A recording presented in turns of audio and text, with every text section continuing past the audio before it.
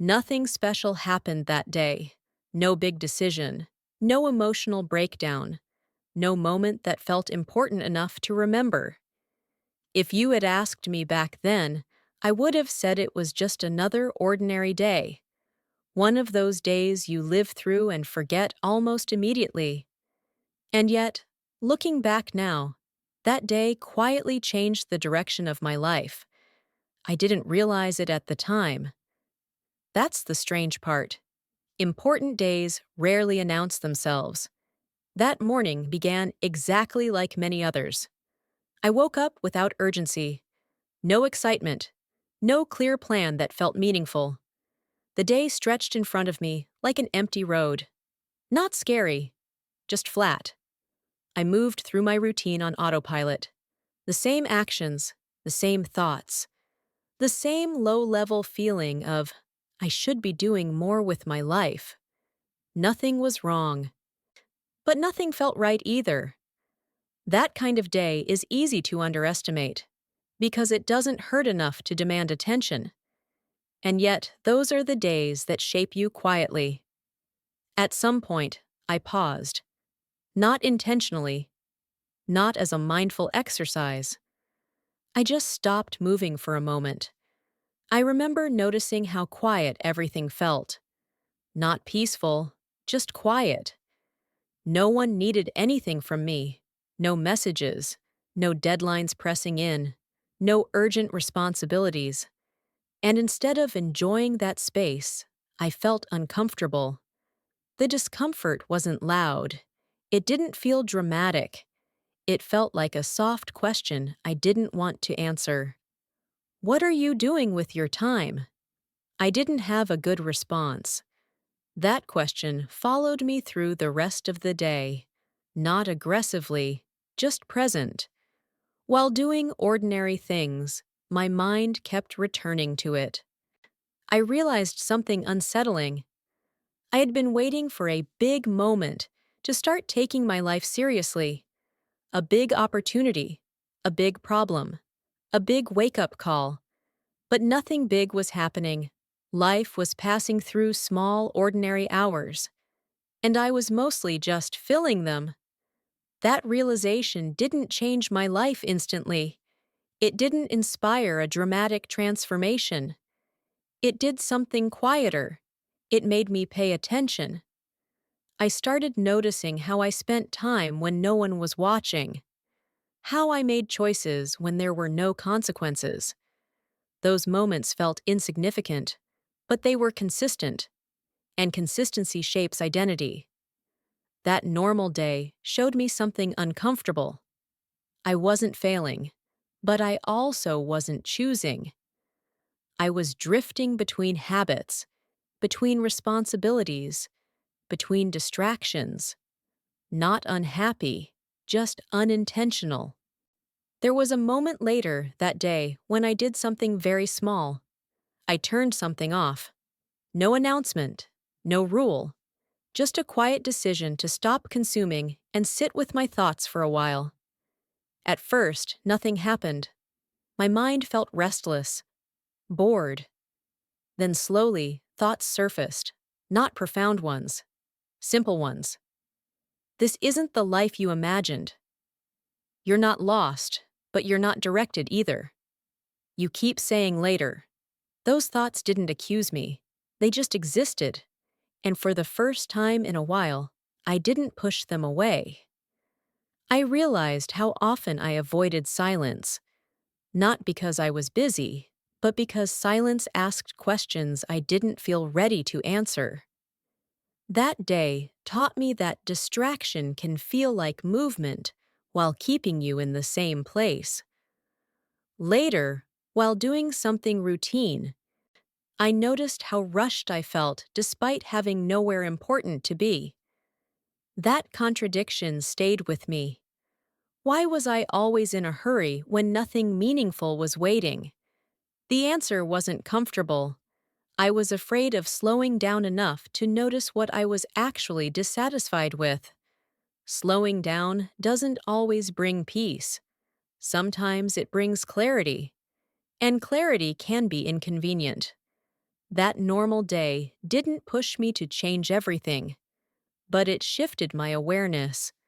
I started to notice how often I postponed decisions by telling myself I needed more time to feel ready, more time to feel motivated, more time to feel confident. But that day showed me that time passes whether you use it intentionally or not.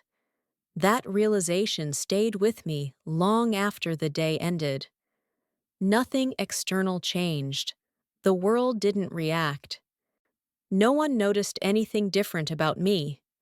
But internally, something had started. A quiet attention to ordinary moments. I began to see how small choices stack up invisibly. What I did in the first hour of the day. What I reached for when I felt bored.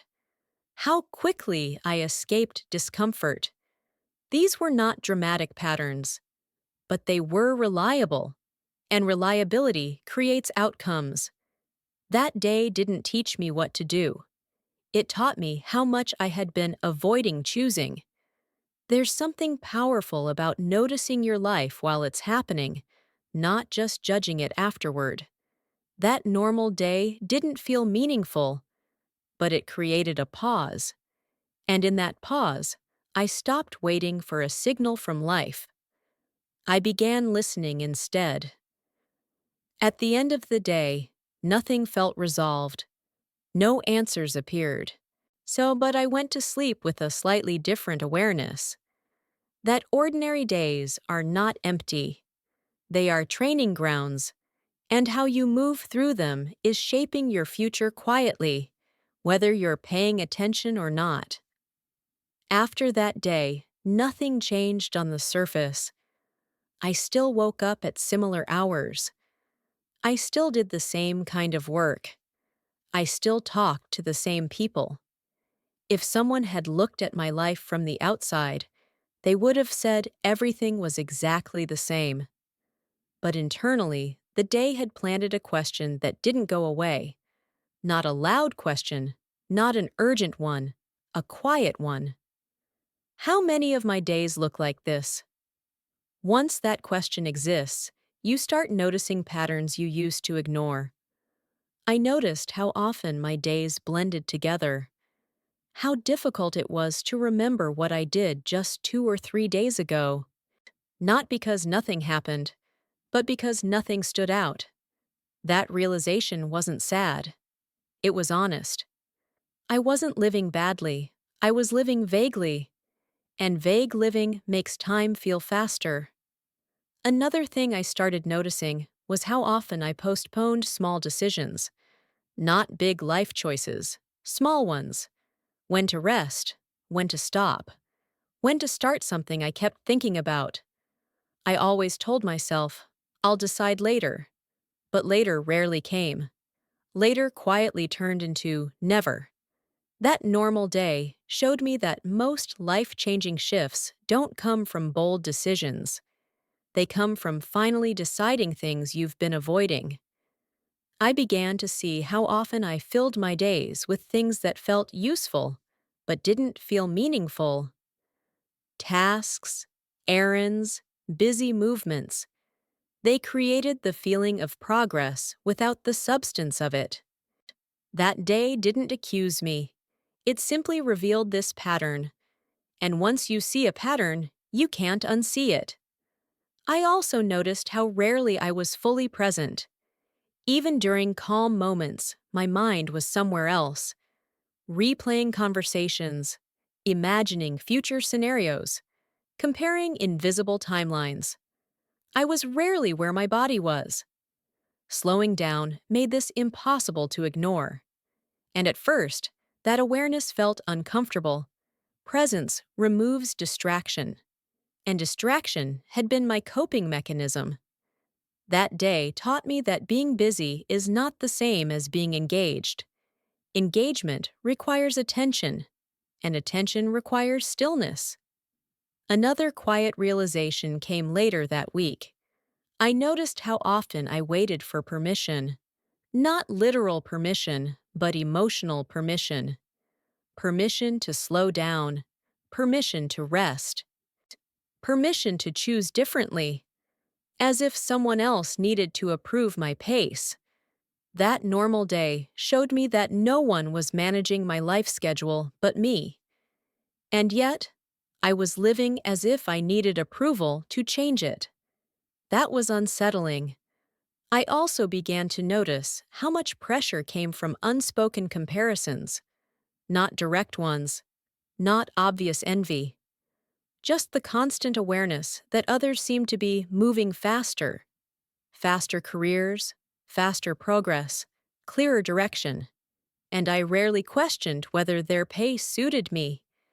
That normal day quietly asked, what if your pace is not wrong? What if speed is not the problem? What if direction and attention matter more? This thought stayed with me. I started paying attention to moments when I felt rushed for no reason, moments when slowing down felt almost rebellious. Those moments revealed how deeply I had internalized expectations that were never clearly defined. The day taught me that stress doesn't always come from difficulty.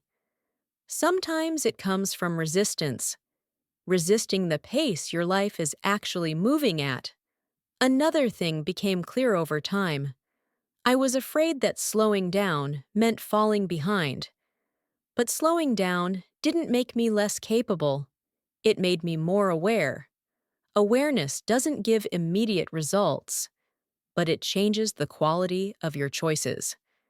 That day helped me see how many choices I made unconsciously, what I consumed, who I listened to, what thoughts I reinforced. None of these were dramatic, but they were consistent. Consistency shapes days. Days shape years. That's how a normal day becomes an important one, not by standing out, but by revealing the structure underneath everything. I also noticed how rarely I checked in with myself without judgment. Usually, self-reflection came with criticism, with pressure to improve, with disappointment. But that day introduced a softer kind of attention, not asking, "What's wrong with me?" but asking, "What is actually happening?" That shift made reflection less exhausting. It made slowing down feel safer. Another realization surfaced gradually. I wasn't tired because I did too much. I was tired because I did too much without intention. Doing things without intention creates mental noise. That noise accumulates, and eventually it turns into fatigue. That normal day didn't give me energy. It gave me clarity. And clarity changed how tiredness felt. Instead of feeling like a failure, fatigue became information, a signal, telling me where my attention was leaking. That day also showed me that calm doesn't always feel calm at first. When you slow down, you notice unresolved thoughts, old concerns, delayed decisions, ignored desires. Slowness brings them to the surface. That's why many people avoid it. But avoiding slowness doesn't erase those things. It only hides them under motion. I realized that slowing down was not about doing less. It was about noticing more. Noticing what I was repeating. Noticing what I was avoiding. Noticing what actually mattered to me when no one was watching. That normal day didn't change my schedule, but it changed my relationship with time. Time stopped feeling like something I needed to escape from. It started feeling like something I could inhabit more fully. And once that shift happens, even ordinary days begin to feel different. Not exciting, not dramatic, but grounded. And grounded days, when repeated, quietly change a life. After that realization settled in, I didn't suddenly become more productive. I didn't wake up with a clear vision. I didn't redesign my life. I didn't set ambitious goals. What changed was much quieter. I started noticing how I entered my days. Not what I did, but how I arrived. Some mornings, I woke up already tense, already rushing mentally, already behind, even before anything happened. Other mornings felt slower, more open, not happier, just less compressed. I began to see that the tone of a day is often set before the day even begins. That awareness didn't fix anything, but it gave me a choice. Sometimes I chose the same habits as before, sometimes I didn't, and that was new. One of the first small shifts I noticed was how I handled transitions. Before, I rushed through them, from one task to the next, from one place to another, from one thought to another. There was always something waiting. Slowing down made transitions visible, the few minutes between things, the quiet moments that usually got skipped. I realized how much mental exhaustion came from never fully leaving one thing before starting the next. So I began doing something very small. I allowed pauses, not breaks, just pauses. A few breaths, a moment of stillness, a conscious ending before a beginning. It felt almost unnecessary, but the effect was noticeable. Days felt less fragmented. Another thing changed slowly. I stopped trying to make every day feel meaningful. Before, I felt disappointed when a day didn't feel productive or memorable, like it was wasted. But that normal day taught me that not every day is meant to feel important. Some days are just foundations. They don't shine, they support. Once I accepted that, I stopped pressuring ordinary days to become something they weren't. And oddly, that made them feel lighter. I also noticed how often I reacted automatically. Someone said something. Something didn't go as planned. A small inconvenience appeared, and my internal response was immediate. Annoyance, resistance, judgment. Slowing down didn't eliminate these reactions, but it created a small gap, a moment where I could notice the reaction before becoming it. That gap changed how I related to stress. Stress stopped feeling like an attack. It became a signal, not always a signal to act, sometimes a signal to adjust expectations. Another subtle shift happened in how I treated unfinished things. Before, unfinished tasks created background tension. They followed me mentally. They whispered reminders throughout the day. Slowing down didn't magically complete them, but it changed how I carried them. Instead of vague mental pressure, I began naming things clearly. This is unfinished. This can wait. This needs attention. Clarity reduced anxiety, even without immediate action. That day taught me that mental load often comes from ambiguity, not volume. I also began to notice my relationship with boredom. Before, boredom felt like something to escape, a sign that I was wasting time, a problem to solve quickly. Slowing down changed that. Boredom became information. It showed me where my attention wanted to go when it wasn't being directed. Sometimes boredom led to rest, sometimes to reflection, sometimes to creativity. Avoiding boredom had kept me busy. Allowing it made me curious. Another realization came quietly. I noticed how rarely I let moments end naturally. I extended things unnecessarily, scrolled longer than I needed, stayed distracted past the point of benefit. Slowing down made endings clearer. I learned to stop when something was complete, not when I was exhausted. That changed how long my energy lasted each day. I also became more aware of how I spoke to myself internally, not in dramatic moments, in ordinary ones.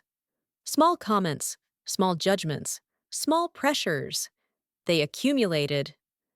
That normal day had softened my tone, not by forcing positivity, but by reducing urgency.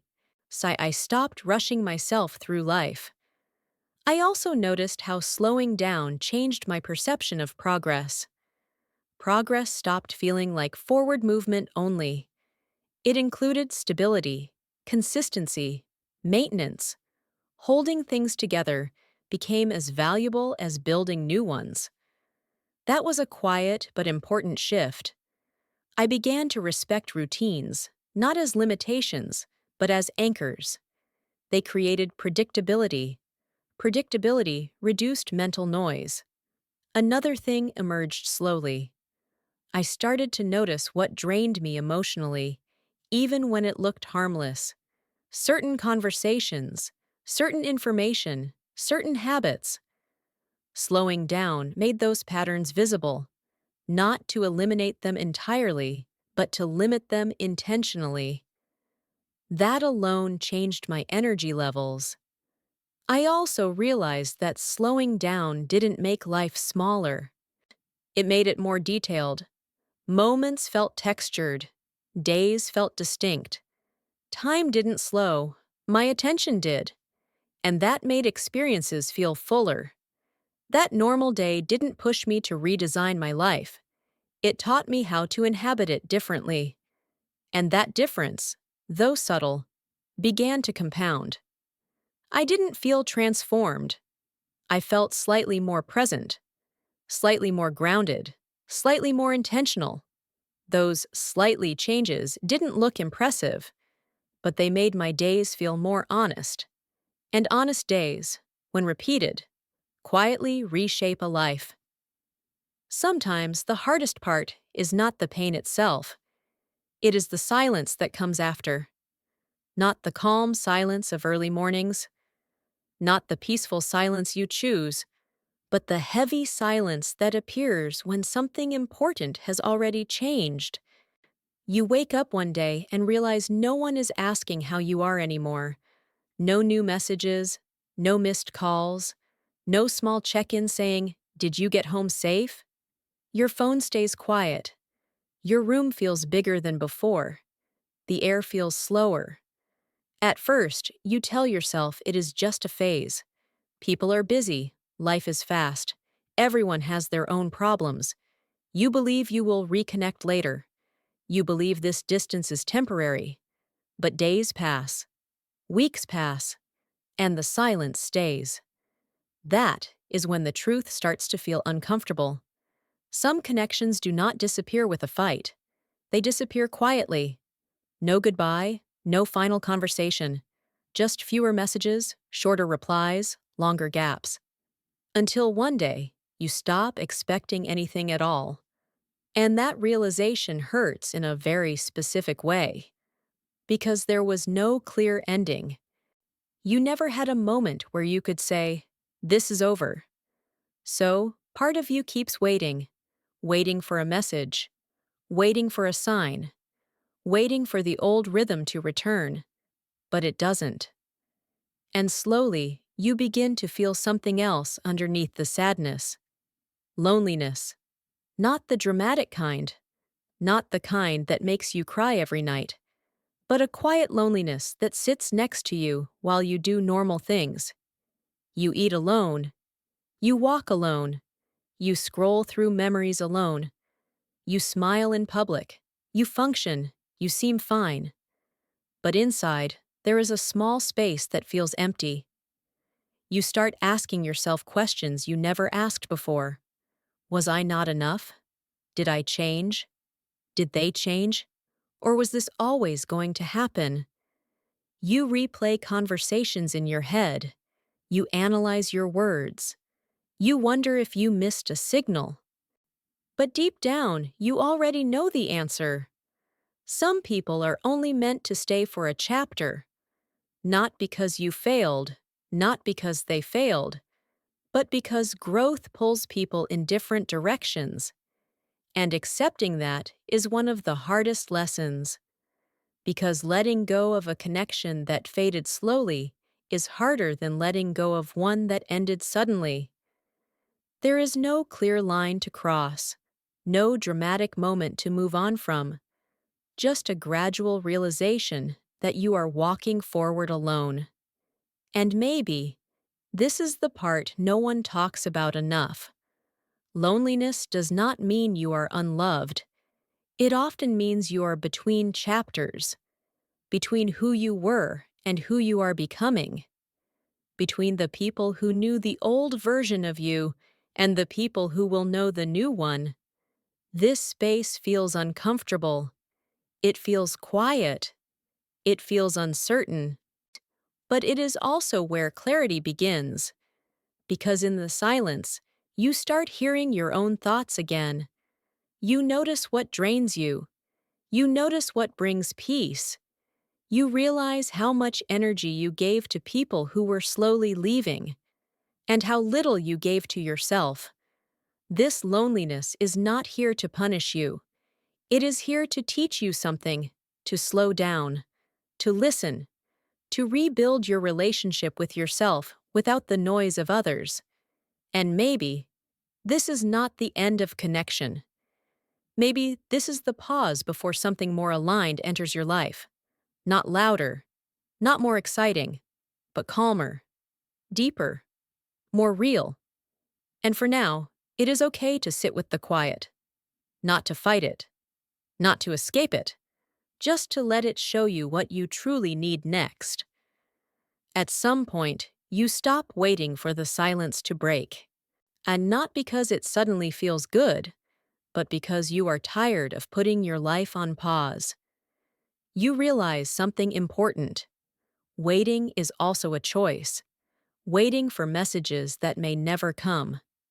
Waiting for people who are no longer walking toward you. Waiting for the past to return. And slowly, you choose something different. You choose to stay present instead of staying hopeful for what is already gone. This does not happen all at once. It happens in small moments. The first morning you wake up and do not check your phone immediately. The first evening you enjoy your own company without feeling the need to distract yourself. The first time you feel calm instead of empty. You begin to understand that loneliness changes when you stop resisting it. It turns from an enemy into a signal that something in your life needs to be rebuilt from the inside. You start asking better questions. Not, why did they leave? But, what did I ignore while trying to keep them? You notice how often you stayed quiet to keep the peace. How often you adjusted yourself to fit into spaces that were shrinking. You remember the parts of yourself that were slowly put away. Your honesty, your curiosity, your need for rest. And one by one, you bring them back. Life does not suddenly become exciting, but it becomes honest. Your days feel simpler. Your nights feel lighter. You no longer feel the urge to explain yourself to people who do not ask. You learn to enjoy slow mornings, long walks, small routines. You start building a life that does not depend on constant validation. And something interesting happens. The silence no longer feels empty. It feels spacious. It gives you room to breathe, to think, to grow. You become more selective, not colder, not distant, just clearer. You understand that connection is not about how often someone speaks to you. It is about how safe you feel being yourself around them. And now, you protect that feeling carefully. When new people enter your life, you notice the difference. They do not drain you. They do not confuse you. They do not make you question your worth. They meet you where you are. And even if they do not stay forever, you are no longer afraid of that. Because you know how to be alone without being lonely. You know how to sit with yourself in silence and feel okay. This is not the end of your story. It is the moment you stopped chasing and started choosing. Choosing peace over noise, clarity over chaos, depth over familiarity. If you are listening to this and you feel that quiet loneliness, know this. You are not behind. You are not broken. You are in a transition. And transitions are uncomfortable because they mean you are becoming someone new, someone who needs less, someone who knows more, someone who trusts themselves. So, take your time. Move slowly. Breathe deeply. The right connections will not rush you. They will recognize you when you are ready. If this story felt familiar, if these words stayed with you, take a moment to like this video and subscribe to the channel. It helps me continue creating slow, honest stories like this for people who need a quiet place to breathe and reflect.